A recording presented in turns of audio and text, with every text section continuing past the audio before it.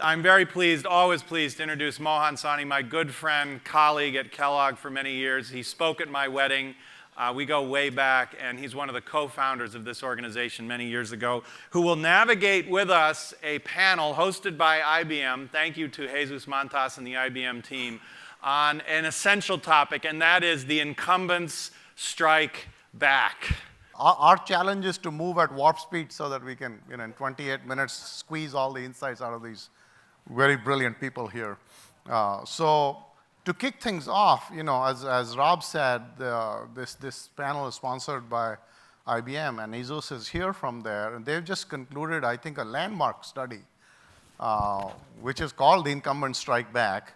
So why don't we begin by you sharing with us sort of what are some of the insights and surprising things that you've learned, and how things evolved from sort of incumbents going from defense mode to offense mode, I guess, or looking at disruption differently. Yeah, I think the number one thing I learned is how many lawyers you have to talk with if you want to call something incumbents striking back. So I had a lot of fun, but this was interesting. So this is an area of IBM that I lead. Is called the IBM Institute for Business Value. And for the last 14 years, we do every 2 years, we started doing what we used to call the CEO study. So we would, in person, talk to CEOs and trying to figure out from what's in their heads and what they would share with us, what's going to happen next 3 to 5 years. And then about 6 years ago, we extended that to the C-suite study because we figured that a better predictor of the future would be talking with the main 6 roles. So this is the latest edition. And it is the largest that we ever made, 13,500 interactive interviews, not surveys. And it was interesting because 2 years ago, we do it every 2 years ago, so we have a benefit of perspective. And 2 years ago, the main theme was how digital natives were going to eat the world. And the established companies was the dinosaurs that they wouldn't be able to figure it out. And everybody loves this, chart of how many people in Fortune 500 no longer exist. Right, and, right. it was news. And what surprised us on the data coming back from this is across many areas is how many of the opinions have changed in 2 years, saying from, well, I think 60% of the disruption is going to come to the outside. So in this study, 72% across all of these functions said they believe the real meaningful at-scale disruption of industries will actually come from inside those industries. Because what's happening is the large established companies are learning to become digital. They're learning to be agile. They're learning all of this. And that seems to be a better formula when you have the relationships, the industry knowledge, the data, and now you get the tools and the culture. That seems a better formula than if you're a digital native, you have all the agility, data, technology, but you have to recreate the trust, the industry knowledge, the data, and all of that. So the 3 key things on the studies is incumbents are striking back. So it is not it is not determined that if you're a large company, you will be extinct, and if you're a small company, you thrive. So you have a choice. The second one is to be or not to be, that is the question in the topic of platforms. Every one of these incumbents is talking about platforms. Mostly they all mean different things. But the word is divided. I think it's 46%, 54% are the incumbents that want and actively are investing to become a platform for their industry. And 54%, the ones that they're saying, we don't think we're ever going to get there, so we're going to figure how to build on top of somebody else's platform a real source of value. And the last one is, as much talk about skills that there is, skills are necessary but not sufficient. It is a culture of perpetual learning and innovation that will be the next sustainable advantage, not just acquisition of a point-in-time skills. So Toby, I love what he said, disruption at scale. Sounds sexy, hard to do in practice. You are a living, breathing dinosaur. So, Thank you. Thank you for being so here. How does Verizon do disruption? I really need to see the expression. Well then, What's hard about it, and what are you look, doing to fix it? It's a great question, and we've all been inside, I think, or touched very large companies where some of the bureaucratic processes would just drive you bonkers. I honestly believe, and I say this a lot, and no one's fired me for saying it yet, but nothing great gets created or invented with PowerPoint in a conference room at a corporate headquarters. Nothing ever, as much as you think. And I disagree a little bit here with my conquistador friend. Spain, Mexico, we're still upset about that.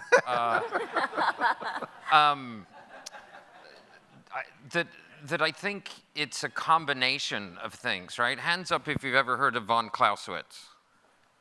Yeah, see, everybody's heard of von Clausewitz. Well, his disciple von Moltke said, no plan survives its first encounter with the battlefield.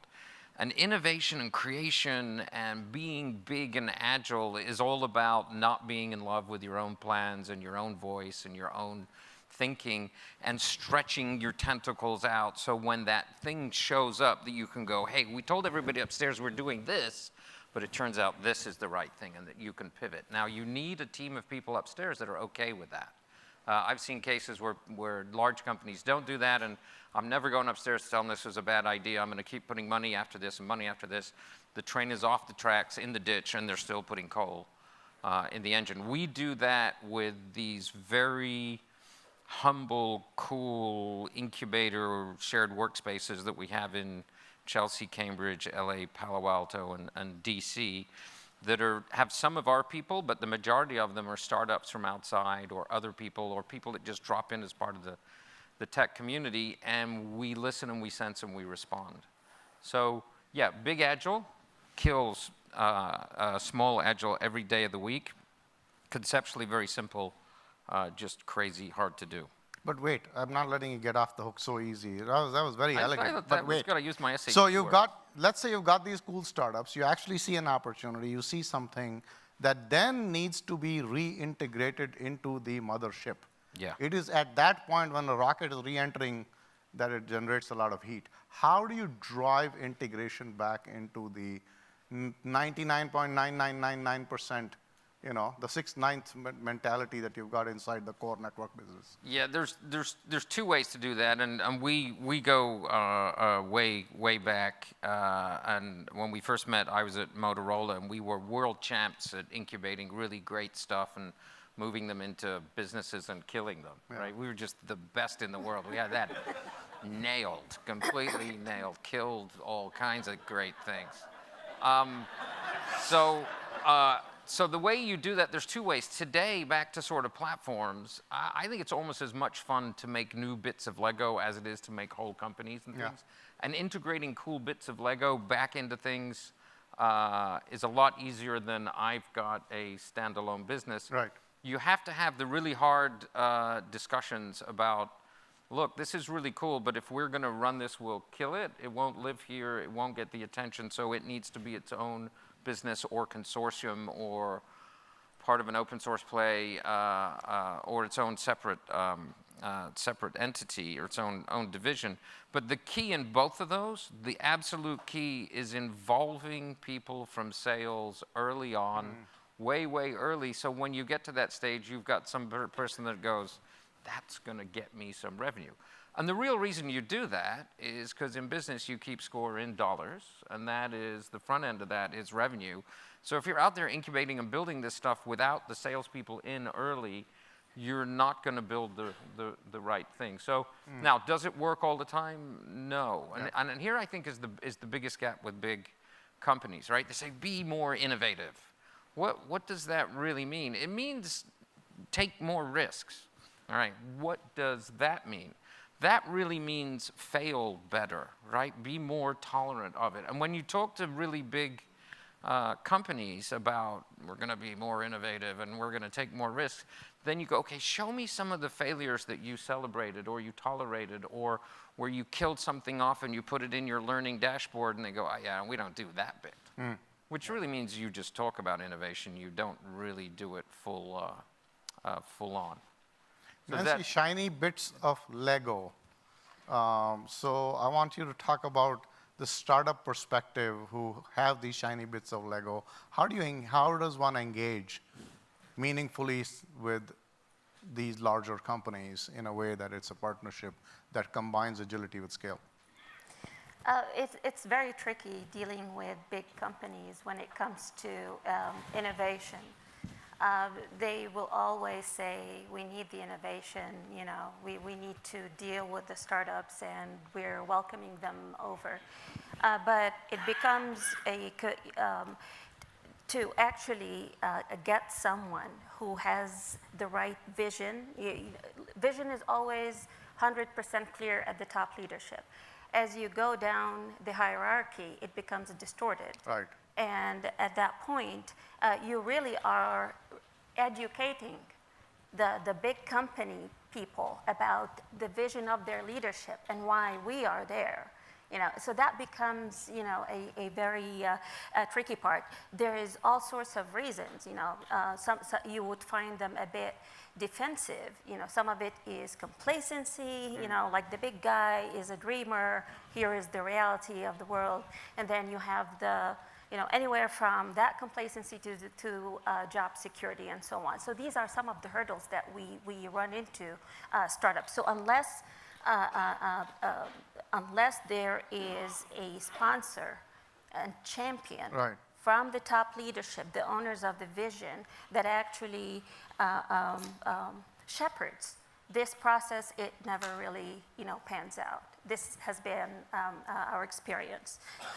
With some big companies, also what we see from our perspective is that they think of startups as organ donors, if you will. Yeah. Seriously, true story. No, the true story. So we had this big company, and we're like, oh my God, we'll do, we have this, we have the platform, we're not competing the business, this is, this is the security layer that you would have, excellent, And the gentleman who's looking me in the eye, and with all the credentials, I will not say from which shiny university, and he tells me, yes, this all great, this fits exactly, but you need to deliver your product as source code. This is a true story. So thinking of startups as organ donors or science experiments, and time is money for startups. Every cycle we put in is something that we are vested in it. We're not trying to compete with the big company. We're trying to enable, the big company, the innovation. But so, just for a moment to play the devil's advocate, let me use a case study of a startup that became a big company, and we've been in the news recently, Facebook, right? So it's a classic startup, grows up, becomes a big company, acquires Instagram, acquires WhatsApp, and just in the past 6 months, WhatsApp founders quit. Yesterday, the Instagram founders quit. Why? Because reality hit Zuckerberg. Monetize this shit now, right? Yeah. Enough with social service for 1 billion people. So that's reality. And by this is coming from a guy who used to be founder. So are startups too much in thin air? As Yossi Vardi, remember from once told me, he says, revenues are a distraction I cannot afford. Oh, no, right? no. So, but Toby's got shareholders, right? I mean, and so is that, I'm saying that, is there a lack of pragmatism on the startup's part that this has to ultimately be monetized? It used to be the case. In the first .com boom, everybody here in that age group, it used to be the case that way. But now, the ecosystem, while there's a lot of money, right, the ecosystem has learned enough that every startup has to think of what is the business model behind my cool idea. Will I actually make money? When will I make money? How do I create? Or if I'm not making money, is it a system play? If it is a system play, how it has to be packaged as a platform, I would think. And is that platform? Does this platform meet, or deliver on an unmet need? So more and more, or at least this is what we're seeing, a lot of the fluff is going down, right? It's really more about taking on real problems or improving existing solutions than it is about I don't care about revenue at this point. Toby, you have this really skeptical smile on your face. Yeah. Why is Nancy's, not resonating with you? I mean, to use a financial term, there's just a shitload of money out there, and all kinds of stuff is getting funded that is just, you go, how did they get money for that, right? So there's still a sea of crazy startups out there that don't count on revenue, too. So two thoughts. I think we're in a period where fundamental architectures are changing, right? I think the world is about to become way, way, way more networked than it was, whether you think about hockey sticks and IoT, fueled underneath by intelligence from AI, or what's going to happen with 5G networks, what's going to happen with next generation cloud. So we're moving to a new architectural model, right? I think you're going to see more progress in AI in the next 2 years than you've seen in the last 10, and we've seen quite a lot in 10. So you're going to have a lot of real businesses and that started as startups or not die because they're designed and built for the old architecture, right? How much of AR, VR, MR was thought about when they architected Facebook? Nothing, right? Or next gen AI? Probably nothing, right? And the next set of networks are going to be truly customer-centric. Facebook is not a customer-centric network. It's an ad-centric network. So I think that's going to change a lot of things. But I think there's this really, really sweet, delicious space that if you can find the Venn diagram of innovation and pragmatism, right? And it's sort of like haiku. No, really. It's super structured, but it's extremely powerful and creative. If you can find the people that can do that sort of work, the innovative and the pragmatic, I think those are the winners. And we had Darwin on the screen earlier. It's just Darwinian, because the ones that can't do the pragmatic thing that you're talking about end up dying. Because even though there's a boatload of money, which is the term I was meant to use earlier, if any lawyers are listening, even though there's a boatload of money out there, it's very hard to get after initial stages, right? Because it's funny to watch, especially out in the valley, how, yeah, that's a great idea. We're going to have so many customers. We'll figure out how to monetize it. Turns into a real serious grown-up business discussion. So Jesus, you looked at a lot of these incumbents, and Toby just said something about finding that magical sweet spot between innovation and pragmatism. So outside of the organizations that are represented here, who do you think is really striking back? Give an example or two of companies that you think are doing a phenomenal job of this, what you call disruption within the industry. Who do you respect?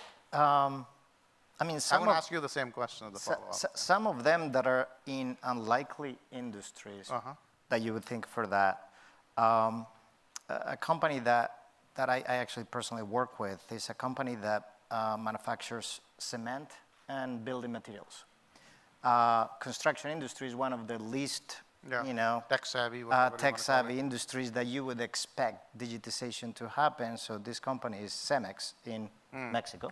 Yeah. So I know the heiress. So they have they have embarked in this way, and I think they truly understand that it requires a cultural transformation. It requires a different mindset, and it also, I think it's important in companies, in the discussion we were having between how do you get startups and big animals to dance, is you have to recognize that you need two operating systems. So if you think of a company as an operating system, there is a scale operating system that rewards, promotes, and it optimizes for volume. And then there is a innovation or growth operating system. Agile operating system. That rewards growth. And those are two different ways of operating system. And I think the companies that don't recognize that, they are perfect startup killing machines. They're perfect small business killing machines. Because what's going to happen if you only have one operating system that decides who gets promoted? Are you going to promote the young female entrepreneur that took, ultrasonic division from 1 million to 15 million, which is 100%?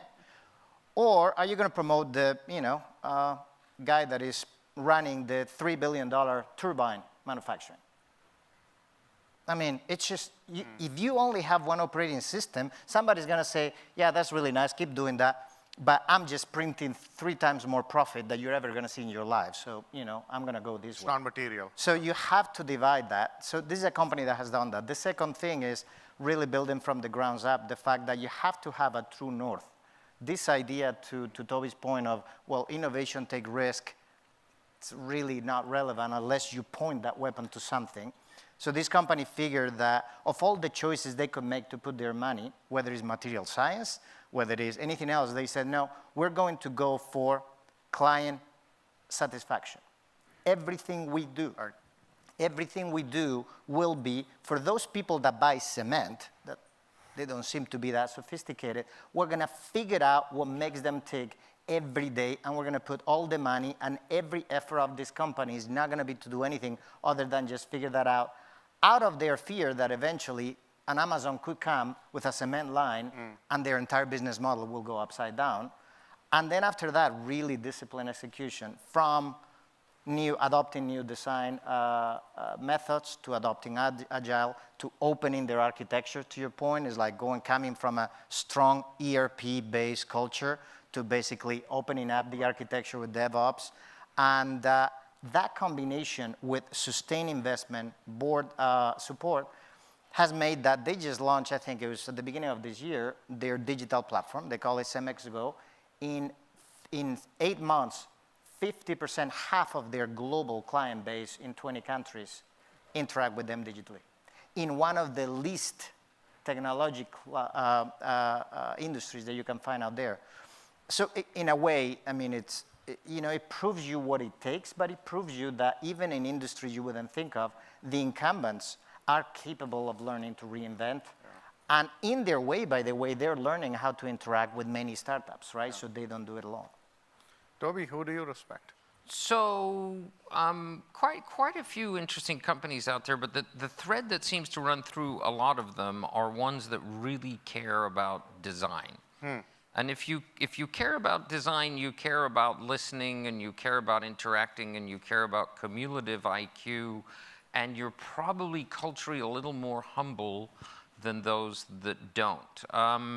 Starbucks, for example, they went off and did a personalization campaign. We've got to be more personalized with our 9 million or whatever it is, 12 million regular customers. They went outside the company and got help and incubated it like it was a startup, listening, being very humble, being very focused on design. The solution was so good, they spun it out as a separate company that's doing personalization for other folks. Starbucks now manages customers in groups of 4. If you're a Starbucks regular customer, you're in a segment with just 3 other people.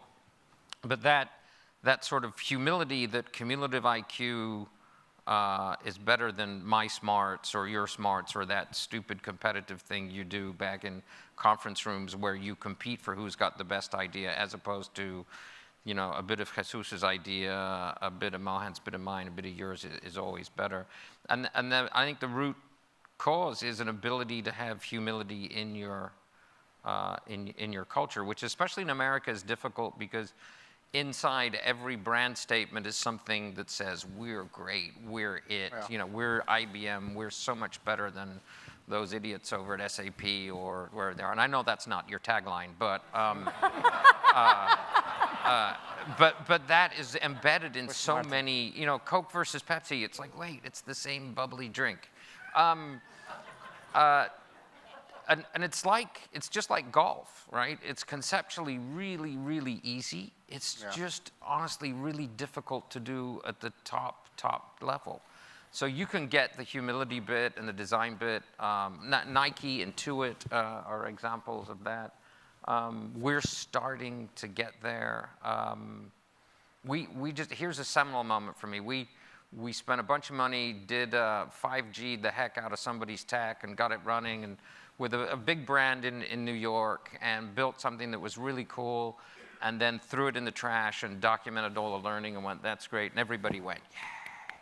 Which normally it would have been, wait, you spent money and you did what? Yeah. Where's the sales guys lined up? So But we, especially as things are becoming newer and newer, we learned a lot. So I think that cumulative IQ, getting deep context into things you don't know and being a little intellectually more humble, crazy. And those of you that know me know that, you know, I'm not really high on the humble index. But I have people who are. It's just hard to do. Easy to say. Yeah. Nancy, same question to you. As you look at companies that, you know, you would recommend an entrepreneur to work with, or people who manage to, so I'm asking a slightly different question. Who's done that integration well? Kind of the Walmart jet, kind of, you know, Microsoft, LinkedIn, whatever you want to call it. Who's got their smarts around that? Around the integration of Around that, startups? you know, being able to borrow the DNA and then be able to scale it. Right? So in previous lives, I actually went through experiences in 2 different companies. Both companies, should I say the name or? Sure. Yeah. Oh, all right. So Yahoo like and names. Cisco. Yahoo and Cisco. So Yeah. both We bought that. Okay. So both companies grow by acquisitions and they Right. bring innovations and so on. And they do a marvelous job as say, you know, yes, this delivers on the vision or very adjacent to it. Let's go for it. But then you see a chaos after the acquisition. That's the Yahoo model, and I'm sorry if I offend anyone, but that I work there, right? But then you see the mastery with Cisco. Cisco really, when it makes an acquisition, a targeted acquisition, it's from A to Z, where the acquired entity actually continues to perform internally, maintaining its culture, and somehow, and this is really one of the biggest things, and somehow the bigger culture, it has a built-in embrace, you know, ability to Absorbability embrace tools, right. newer ones. So I thought this was an extremely effective way of innovating. It's the same thing also, like we talked about big companies and how they can be agile, you know, et cetera, et cetera. It's all about recognizing, first off, are you know, how agile do you want to be, or can you be? Because sometimes, and I've seen this in, you know, but that's actually, you know, sharing over coffee. Companies that, oh, we got to have agile, and they're going with the agile manifesto, blah, blah, blah, and they are cruise ships. They don't have the maneuverability or the ability to, like speedboats. So you got to be able to define, you know, how agile can I be? And then all the absolutely on the dot points that were mentioned about being able to reshape the culture to embrace risk, and that there is some chaos and failures that come with the agility. It's all right, as long as we don't repeat the same mistakes. So.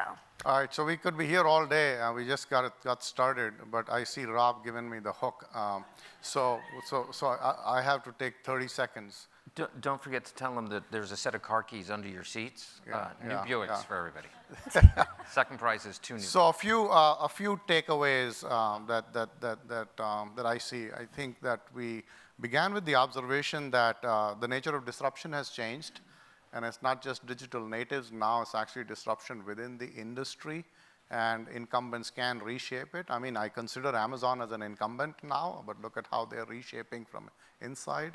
JP Morgan Chase, which they've recently launched the U-Invest platform. So you start to see that when you combine the assets, it's much more difficult to recreate the asset base, the capability base, the data and the customer base of a large established company.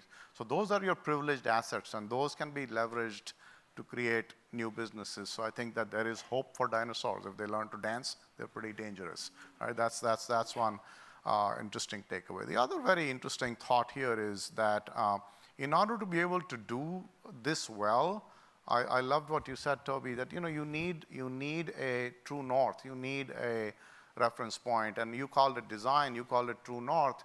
But I see that again at a company like Amazon. It has always been about we're going to kick ass on the customer experience, and that's the truth. I've sat in on 2-hour presentations from executives at Amazon that do not mention the competition at all. They don't give a rat's ass about the competition. It's all about the customer. So having that clarity of purpose, that mission, gives you that momentum. And Nancy, I thought that it was very interesting, your concluding thoughts on the fact that when you are bringing in innovation from the inside, you have to have a method, you have to have a science, and you have to have that culture that embraces and creates multiple DNAs. I mean, I've seen that similarly. My brother is in Boston, he's in the medical device space. He's sold 6 companies to Boston Scientific, and they are masters at this. On day 1, they get started. Day 100, it's all sucked in and absorbed and still kicking ass and ready for the next. He knows that 2 years later, he'll be back to sell them another company. So he's done it 6 times. So it's a machine. Cisco is a machine. And I think the concluding thought that I took away is this idea of dual operating systems, right? I think that Scott Fitzgerald said that true brilliance or true mark of genius is to be able to hold 2 conflicting ideas in your mind at the same time and still retain the ability to function. So having these 2 clock speeds, 2 KPIs, 2 organizations in parallel, however, then making sure that the integration points are well defined, as Toby was highlighting, so that you don't become opportunity killing and startup killing machines. Because the key challenge that I believe still remains is how do you integrate and scale up the innovation that comes from the outside. So all in all, I think that if you look at the way the needle is getting moved and the way that wealth is getting created, I think that incumbents will be driving, just because of the momentum and the scale that they have, a lot of the innovation. But I think that there will be a bigger gap opened up between the incumbent haves and the incumbent have-nots. Thank you. Thank you.